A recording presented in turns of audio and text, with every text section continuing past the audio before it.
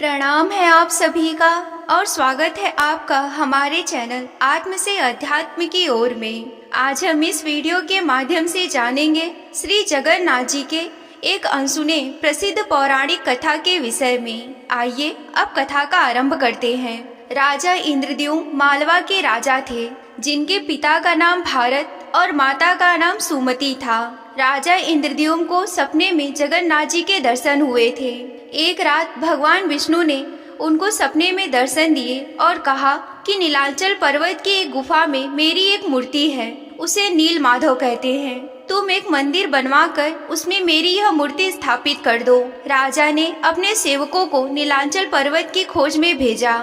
उसमें से एक ब्राह्मण था जिसका नाम विद्यापति था। विद्यापति ने सुन रखा था कि सबर कबीले के लोग नील माधव की पूजा करते हैं। उन्होंने अपने देवता की इस मूर्ति को नीलांचल पर्वत की गुफा में छुपा रखा है। वह यह भी जानता था कि सबर कबीले का मुखिया विश्ववसु नील माधव का ही उपासक है और उसी ने मूर्ति को छुपा कर रखा है। चतुर विद्यापति ने मुखिया की बेटी से विवाह कर लिया।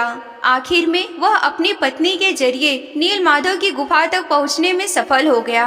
उसने मूर्ति चुरा ली और राजा को लाकर दे दी। विश्ववसु अपने आराध्य देव की मूर्ति चोरी होने से दुखी हुआ। अपने भक्त के दुख से भगवान भी दुखी हो गए। भगवान गुफा में लौट गए, लेकिन साथ ही राजा इंद्रद्युम्न से वादा किया कि वो एक दिन उनके पास जरूर लौटेंगे, बशर्ते कि वो एक दिन उनके लिए विशाल मंदिर बनवा दे। राजा ने मंदिर बनवा दिया और भगवान विष्णु से मंदिर में विराजमान होने के लिए भी कहा। फिर भगवान ने कहा कि तुम मेरी मूर्ति बनाने के लिए समुद्र में तैर रहा एक पेड़ का बड़ा टुकड़ा उठा कर लाओ, जो द्वारिका से समुद्र में तैरकर पुरी की ओर आ रहा है। राजा के सेवकों ने उस पेड़ के टुकड़े को तो ढूंढ लिया, लेकिन सब लोग मिलकर भी उस पेड़ को नहीं उठा पाए।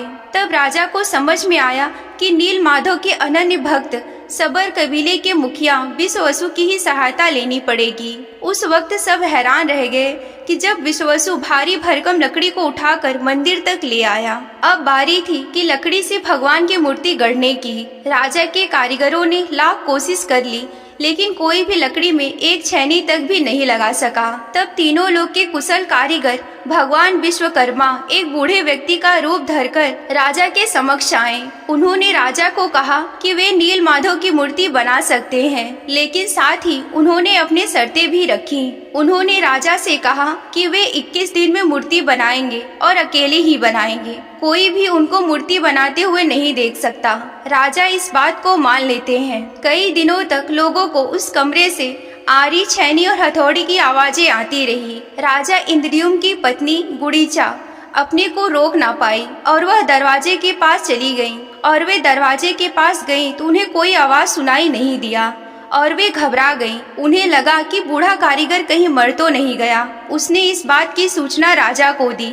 उन्होंने राजा से कहा कि अंदर से कोई आवाज सुनाई नहीं दे रही है। तो राजा को भी ऐसा लगा कि कहीं बूढ़ा कारीगर मर तो नहीं गया। सभी शर्तों और चेतावनियों को दरकिनार करते हुए राजा ने कमरे का दरवाजा खोलने का आदेश दे दिया। जैसे ही कमरा खोला गया तो बूढ़ा व्यक्ति गायब था और उसमें से 3 अधूरी मूर्तियां मिली पड़ी। भगवान नील माधव, उनके भाई के छोटे छोटे हाथ बने थे, लेकिन उनकी टांगे नहीं थी, जबकि सुभद्रा के हाथ और पांव दोनों ही नहीं बनाए गए थे।